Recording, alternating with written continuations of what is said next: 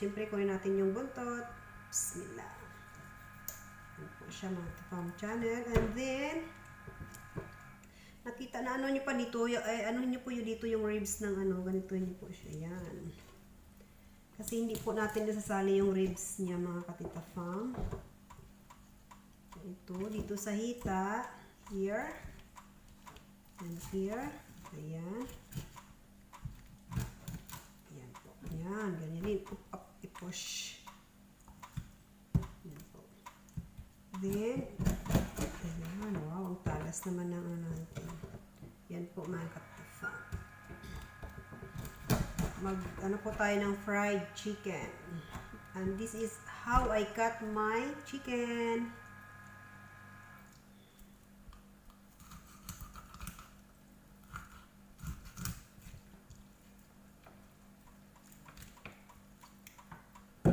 Alisin ko po ito po, hindi ko po ito isasali. Pero huwag niyo po itong itapon mga katits kasi useful pa rin po ito.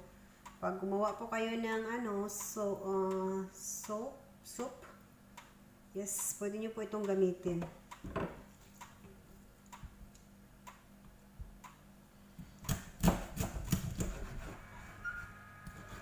Sabihin natin in the middle. And this one is ating kakat here. Ganyan po siya. Tingnan niyo po yung wings natin. Ganyan po siya mga katits.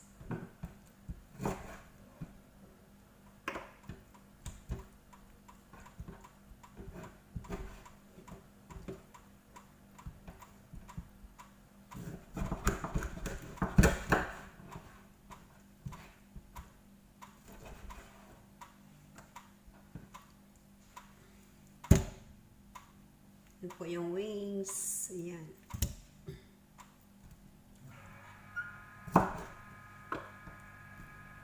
Ito pong ano natin, fried chicken natin is i-overnight po natin ito sa fresh milk mga Katita Farm Channel. Pagkatapos po nating ikat, hugasan ng maayos, then i-overnight po natin siya sa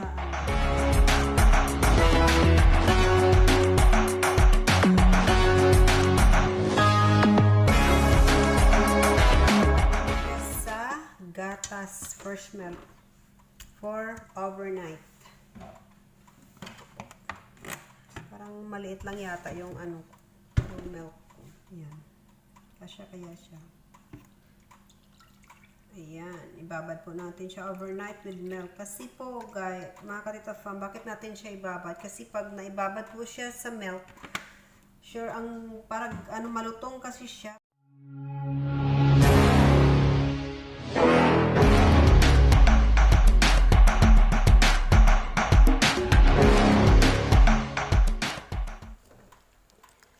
Ayan mga Katita Farm Channel, na overnight ko na po yung chicken ko sa itong manok ko po ay na overnight ko na po siya sa fresh milk. So ayan, kagabi ko po ito ano, tapos nilagay ko siya sa ref.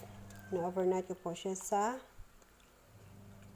fresh milk. So alisin ko po siya sa ano, alisin ko po siya sa gatas. Kasi po lagyan ko siya ng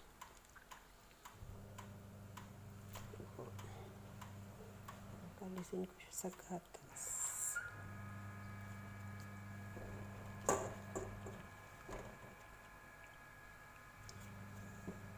So, masarap po siya pag naibabad siya sa gatas mga Katita Farm kasi pag pinirito mo po siya malutong. Malutong po yung ano, masarap po. Ayan. Tapon natin yung gatas. So, ibalik natin yung chicken natin dito. Ayan.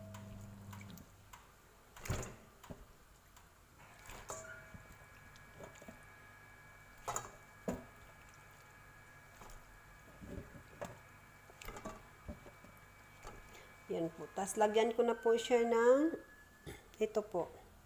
Salt, white pepper, onion powder, garlic powder, paprika. Yan po. Salt, onion, po ang nilagay ko, paprika, white onion, garlic, ginger.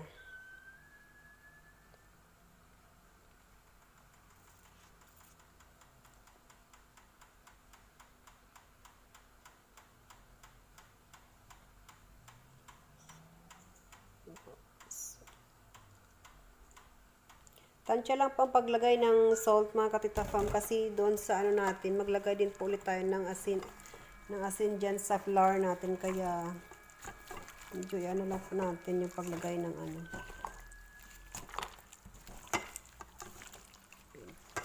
Haluin natin ng maayos.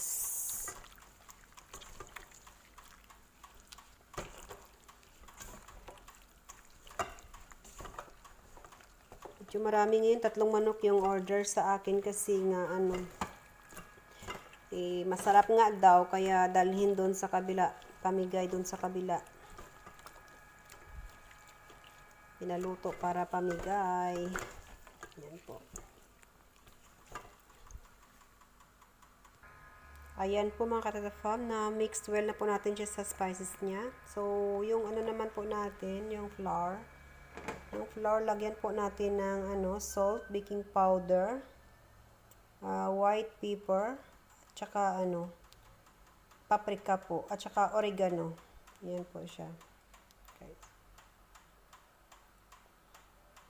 Mix po. Kung gusto po na ninyo na medyo ano po, maanghang po, lagyan niyo po siya ng chili powder, mga katita fam channel.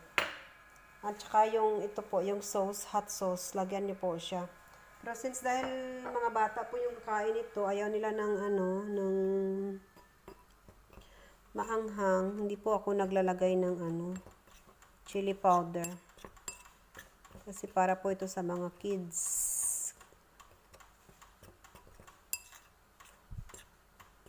Yan po, ihalo natin.